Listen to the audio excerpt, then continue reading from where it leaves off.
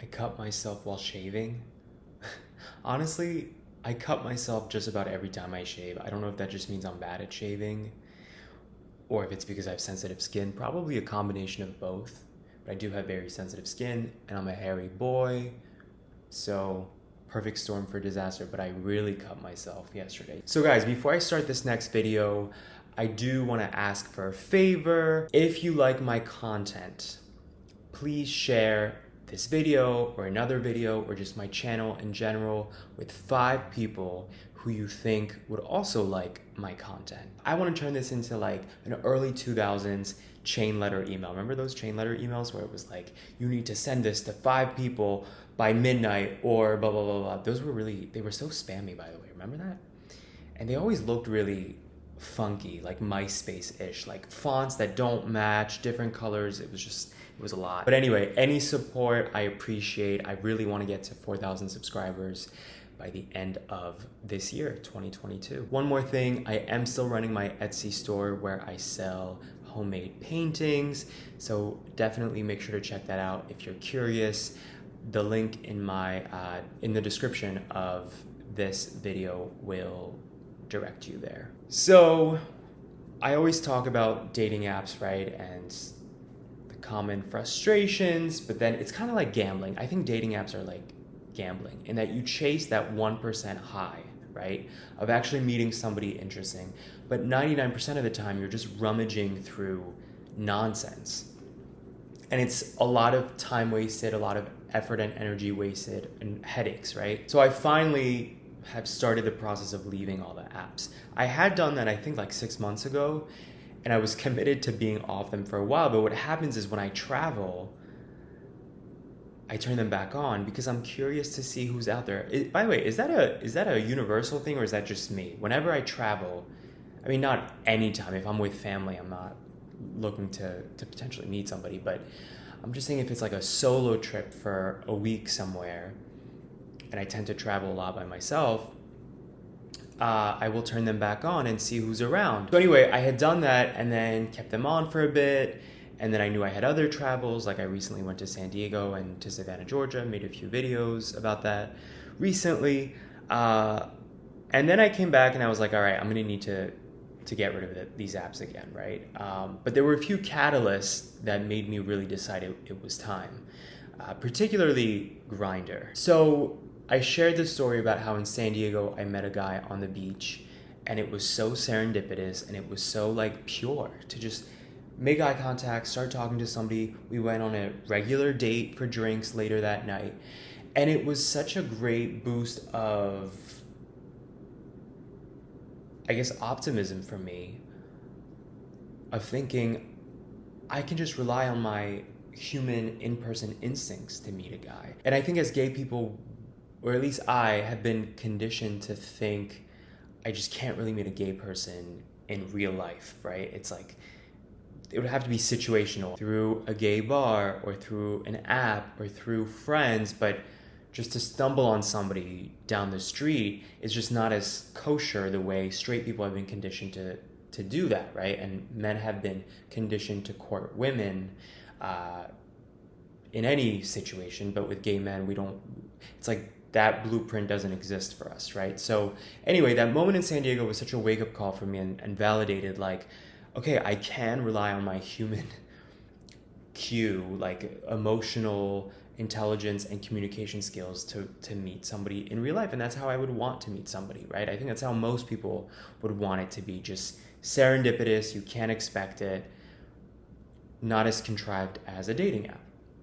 So there was that experience, right? And then all the regular sort of weird experiences of using apps, I've just been feeling kind of fed up, as I think many people go through with apps. But then this other thing happened. So last weekend, I hung out with a new friend, a new gay friend, and he said, come over, we're gonna have some guys over, and then we'll go paint the town red. And these guys were drinking quite heavily, and I was taking it slow, and I guess they were surprised that I wasn't keeping up with them, and they pointed it out, and I said, well, I actually have a date tomorrow. And the next morning I had a date, so I didn't want to go too crazy. And my morning date was with a guy from Grindr. and it was a traditional regular date. Not, that's not a euphemism for anything. We were really going to meet for a traditional date, even though we met on Grindr. They were shocked, these guys. They were like, you've had dates from Grindr? Like, we just use Grindr to hook up at 3 a.m. when we're horny and drunk or high off of something. And it was just such an interesting conversation that that is their use of this app, but that's the culture that they're a part of.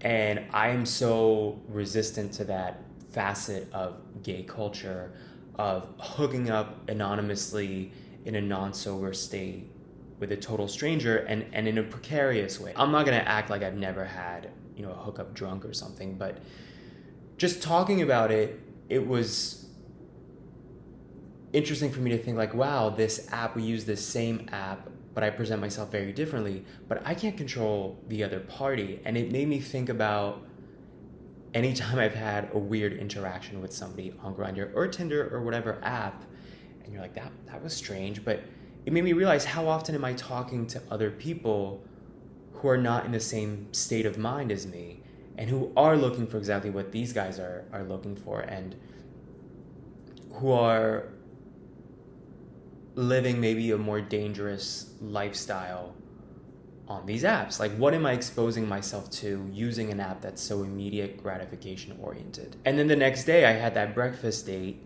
or brunch date or whatever, and I actually liked the guy, but the date started with him smoking a cigarette and it ended with him smoking a cigarette.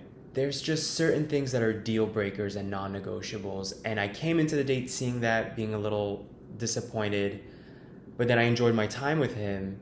So during the date, I'm like, well, maybe I can, maybe I can bend the rules or whatever. But then just the smell, the odor, and he didn't do this intentionally, but after we ate together, we were on the street, he's smoking, and a gust of wind blew it right in my face, and I was like, yeah, I can't do this. Like, this isn't gonna work for me.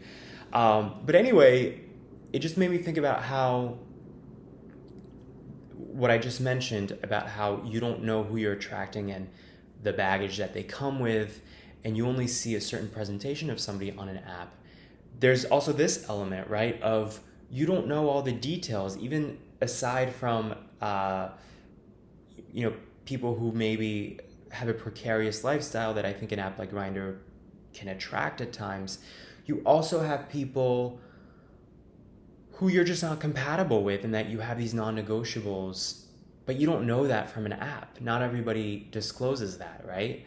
And I don't expect a guy to say on his profile, I'm a smoker, but it's interesting how if you meet somebody in real life, you would know whether they're a heavy smoker from how they smell, or you would see them with a cigarette if you're meeting them, like, let's say at a bar or something. Of course, there's also things that people can fail to mention or intentionally conceal, even meeting them in person, right? But I think with apps, it's just so much easier to present only certain parts of you. Another great example of this is this guy who I saw on Bumble the other day, and he's around my age, just a year or two older, and he looks very youthful. And his profile said, I caught on his profile that he checked off the box that he has children. And that he doesn't want any more. And I was so shocked because A, he looks so young, but B, we're in the same age group, and it's so rare, I think, to meet somebody in my age group who especially a gay person who has children. For me, again, that's a non-negotiable. I don't want to date a guy with kids. I think 10 years from now, I could see myself being totally fine with that.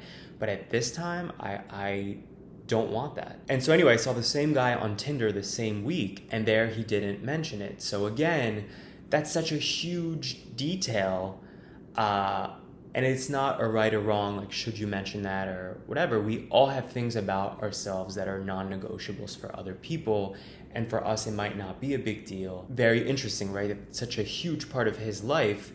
If I had never seen him on Bumble, I wouldn't have known that. I probably would have swiped right on Tinder, could have connected, and then that comes out later on. So for all these reasons, right, it's like my spidey senses are going off saying it's time for you to leave these apps. It's time for you to leave these apps. So I left Grindr.